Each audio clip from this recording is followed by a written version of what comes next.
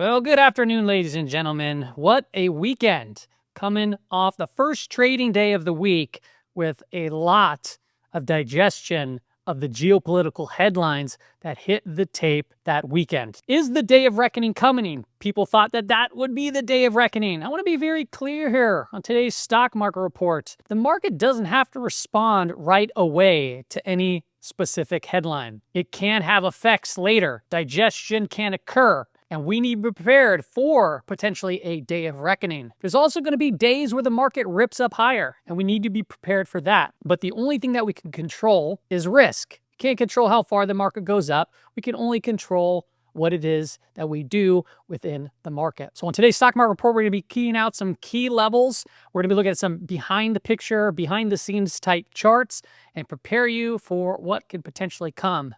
Let's get into today's show. All right, everybody. So we had rather a mute day today, despite seeing all the headlines coming from this weekend around the war in Iran. We had energy lead the way. That is no surprise there. We saw oil also spike up, and they're well off the highs. So energy, XLE, was up 2%. Industrials right behind it. It's been doing very strong. We had technology up there. And then towards the bottom of the list, we had consumer discretionary and consumer staples coming off 1.4% after already ripping this entire year up higher. If you look at the Dow Jones, minus is flat. I'm just going to call it flat. S&P 500, I'm going to call that flat. Composite up 36 basis points. Volatility elevated. They're slightly. NASDAQ 100, I'm going to call that flat as well. The market started off down at this very interesting zone here. If you want to know what that zone is, that right there is called the daily expected move. And if you want these daily expected moves sent to you on Discord, make sure to check out our service that's pinned in the comment below. We give eyeball ranges and also the daily implied move. They are different. I'm not going to go into the explanation now. But from that point, we ripped up higher. There's going to be important levels to pay attention to on this chart, but we'll update you on what the next levels are going into tomorrow's trading session soon. Now, when you look at the SPY here, I want to show another layer of market context. That is net gamma. Gamma is very important to watch, especially in these markets. 6,800 is a key level. And then over here is 7,000. We've been talking about this 200-point range in the SPX all year long. Even on a zero-day perspective or 1 DTE perspective intraday, this is something that was posted on Twitter today at 11:35. Not much going on 69.05, past 69.05. This was 69.05 right here, that wall. Nothing going on past that point from that point. So it would be common to see price stall out around here for the day. If we pull up the SPX chart, posted right over here as we're pulling into 6,900. What happened? We pulled in, we stalled out. It's important to watch these levels. And on the flip side of that, down towards the bottom, what do you notice? We got 6,800, which was also a 1 DTE level, a lot of concentration down there, and the net gamma. So as price started down here and near these daily implied moves, we can't be shocked that the market kind of rebounded and came back up within these areas. If it were to have broken, well, we'd have to be prepared. But typically, a strong move on a down move, you typically get some sort of reflexive bounce. It doesn't mean that all is well by any means. That just is the current setup taking place in these markets. If we look at SPX, you can still see we have the lower lows and the lower high right there. Overall, we've been flat from a year-to-date basis. Our JPM collar is right up here. Our lower JPM collar, or the midpoint of the collar, is right down here. You can see that there's still wide open space that goes towards the end of the quarter. And then from a month-to-date perspective, because it is a new trading month, that means that if the market wants to rip up higher, I would say right into this area up to and around 7,200, be very cautious up in these levels because that's where price can also stall out as hedging activity takes place. If the market were to sell off this month, I would say pay attention to these levels down here to and around 6,500. So that would be the range of risk for the month of March. Now, if we were to apply a line chart to this, because you are seeing the lower lows, if we were to apply a line chart, we're actually seeing a series of higher lows right here and then lower highs. So what does this mean? It means that energy is continuing to build, or said another way, we are continuing to contract. Price action is coiling up, basically has been all year long. You have a lot of open interest building, a lot of gamma risk building in these areas. So we will see explosive moves. Whether that's to the upside or downside, we're not getting into at the moment. But what we do know is we will see explosive moves. If we continue on, you just take a look at last year's closing price. The market is doing everything it can to hold on to last year's closing price. We get below it, not more than a day, right? And then we come back in. We like close below it, we rip right back up. We close below it, right? We come right back up. We got below it, we came right back up. So the market's doing whatever it can to stay positive on the year, meaning that if we get under there and we substantially close under there, that could be the start of a down trend. Now, it is surprising that the market's holding up rather well. We've been looking at the relative strength of energy versus the S&P 500. You can see this line has been going parabolic to the upside, meaning that energy XLE is outperforming SPX. Now, that's important to know because other times where we saw energy outperform the S&P 500, it hasn't actually been good for the S&P 500. But this time around, so far, the market is holding up rather strong. If you take a look at SKU today, SKU spiked up to one of the higher prints of the year. So another way you can think about this is, hedging activity is getting elevated or taking place here as SKU is at a pretty high reading.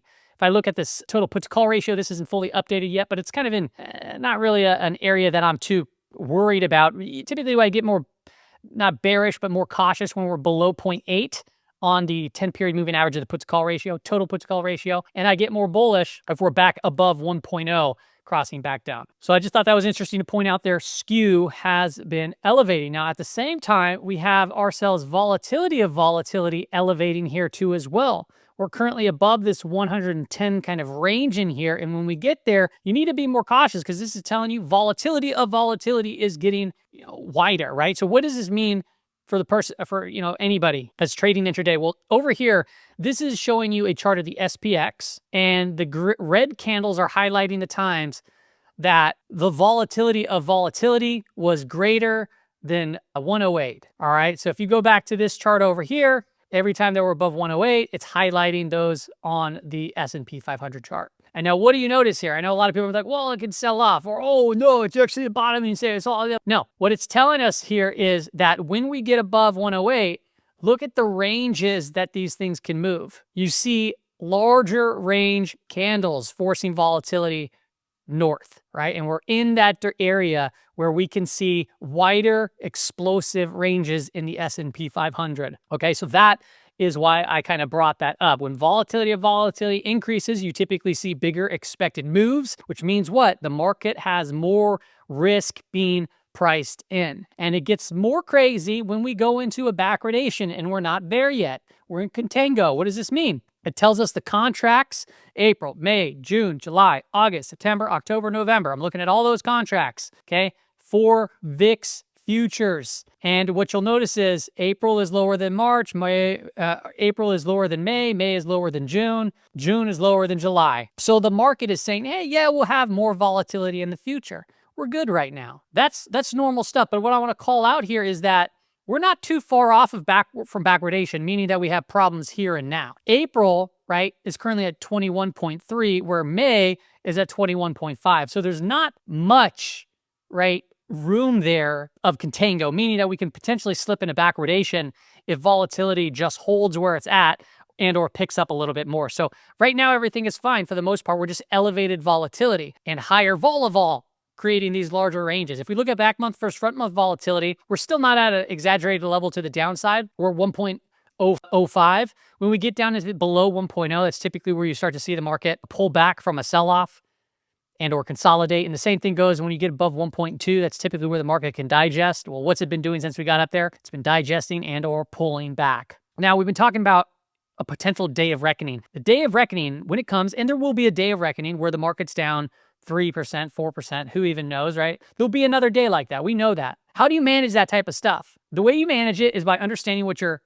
value at risk is, meaning that you have your stocks on, you have your swing trades on, you have stuff in your portfolio. What's the max you're willing to lose on a single day of just a blow up move in the markets? That could potentially lead to more, right? If you don't know that number, you need to, because for example, if the market falls 2.5%, you might have a beta of 3.0, 4.0 in your portfolio, meaning that the S&P 500 goes down 2% and everyone's like, oh, the market's only down 2%. But yet you're sitting there like, my portfolio is down 8% today. It's down 10%. I'm down 15% today. You need to understand those levels because volatility is here and it can wreck portfolios if you're not aware, if you don't adapt, if you just ignore it. If you take a look over here at the SPX chart, This is with the Bollinger Bands. As you notice, these continue to tighten. This Bollinger Band width, and this is what, just think of it as like you're breathing air, right? The lungs, what do? They expand and then they contract, right? This is what markets do. This is what assets do. They expand and they contract. Look at this little breath monitor down here. It contracts, it expands. Right now we're about to take a big breath, meaning that the market's going to expand. Now, I highlighted this because the other times that we're contracting this tight, we saw a massive move to the upside that led to Volmageddon, massive move to the upside that led to the pandemic. This, we didn't see a massive move to the upside, but we went into the tariff debacle. Now we're super tight again, and all of a sudden we got headlines coming out about war. Who else knows what's going to happen, right? Credit crisis, right? Who knows? Okay, but this is where it gets interesting. This is continuing to get tighter. And this means it's more rare. So if I look now at where we're at, which is 4.99 on the Bollinger Band width, I have to go back over here to 2017, right? 1, 2, 3, 4, 5, 6, 7, 8 years ago to see the last time, right? And then we shot up and then we came back down, and that led to basically sideways price action for years, okay? Then you have 2017 or 2016 right here, late 2016, that was like a pop-up higher. Over here was going 2015 to 2016. There was massive volatility between those two periods. Mid-15 to beginning of 2016, this range in here, it doesn't look like much, but that was some pretty crazy price action. And then you got to go all the way back to 2006, right before the great financial crisis, to see these Bollinger Bands get this tight. So yes, there is going to be explosive moves in this market. This line, one thing that I can guarantee you, this will go up. The bands will expand. That is inevitable. Why do I know that? How do I know that? Is because look it, that's what markets do. Markets and assets, if you pull up any Bollinger Band, right? This is just one way of looking at it. You can look at different bandwidth. You can just look at the range of the candles. They go up and then they go down, right? They expand and they contract. Now, the market's been holding up really well. And when you look at the sectors that have been holding up this market, one comes to mind, and that's semiconductors, a growth sector. They've been at all-time highs, and they still are basically at all-time highs. But I want to remind people about semiconductors. If you go back to 2018, I can go back further, but not all years are going to be this, but I went back to 2018, because I think 2017 was the first year that it didn't have one of these, but that's 1, 2, 3, 4, 5, 6, 7, 8 years. 8 years. Every single year had more than a 15% drawdown. 6 of those 8 years had over 20% drawdowns. As of right now, we're right here. We have not seen no 15% drawdown. We've seen 11% from peak to trough, but it doesn't even look like it moved. So looking at all of this, you'd think that, hey, semiconductors will probably go through some sort of a bear market or 20% drawdown this year, 15, 20%. Because why? Because it has been, and it's already ran from way down here to up here. And then if you look down at here at the S&P 500, as I stated, semiconductors are a huge weight in the S&P 500. We got Broadcom, we got NVIDIA in the top 10 there. But then you got the NASDAQ Composite, which I think 20% of that is in semiconductors, right? So they're a huge, massive weight. So if we start to go down, you can see it's hurt the S&P 500 before, here, over here, over here, over here. You know, it affects it. So will it be different this time? Maybe. It might. And we can't, not plan for that. But as it stands right now, I would say just be aware that we haven't seen no 15, 20+% correction in semiconductors, but every single year since 2018, we've gotten one. So don't be shocked if we see that happen and the S&P 500 pulls back with it or stalls out even further if rotations do not take place. Another interesting topic on all of this has been the housing index. The housing index hasn't made a new high since 2024. It's been putting in lower highs. Now, some might say, look at this and they're like, oh, this trend might break to the upside and we fly higher. I would say, yeah, that's actually a good take because we are seeing higher lows, lower highs. It is contracting. That'd be a positive sign for the housing index. However, the S&P 500 has been going higher, and these divergences actually matter because the housing index has a huge effect on our economy, and there's a strong correlation, positive correlation between the S&P 500 and the housing index. And every once in a while when it breaks, it's not a great sign. If I want to give you an example of this, because these divergences hold for a period of time, this is holding for over a year, or about a year now, just over a year. If I go back to 2005, the housing market found a peak here, and then it did this, went lower, couldn't break that trend to the upside. It started going down while the S&P 500 kept going higher, and well, there you go. There is a financial crisis. Now, obviously, there's different things going on this time than there were this time. This time is different. Okay, but the divergence is the same, right? The divergence is the same. Things are always going to be different. There's going to be new catalysts. It's a new time frame. It's always different. But as Mark Twain said, right, history doesn't always repeat, but it often rhymes, right? I think I might be butchering that. But that's pretty impressive stuff right there. So we'll see if that divergence continue to hold. If we look at the expected move for the week, we're pricing in about a $14 expected move. So the expected moves for the week, these last 3 weeks, are up there. So volatility, as it's holding up higher levels, our expected moves are getting bigger. Now, one thing's important to point out here, we have not hit the expected move for 2 weeks in a row. It's very common to hit the expected move. Now, going 2 weeks in a row, it's not super rare, but it is rare. Going 3 weeks in a row without hitting it is a significantly more rare. And then what happens after that is we typically get breaks significantly above it, okay? So as it stands right now, we still got trade left in the week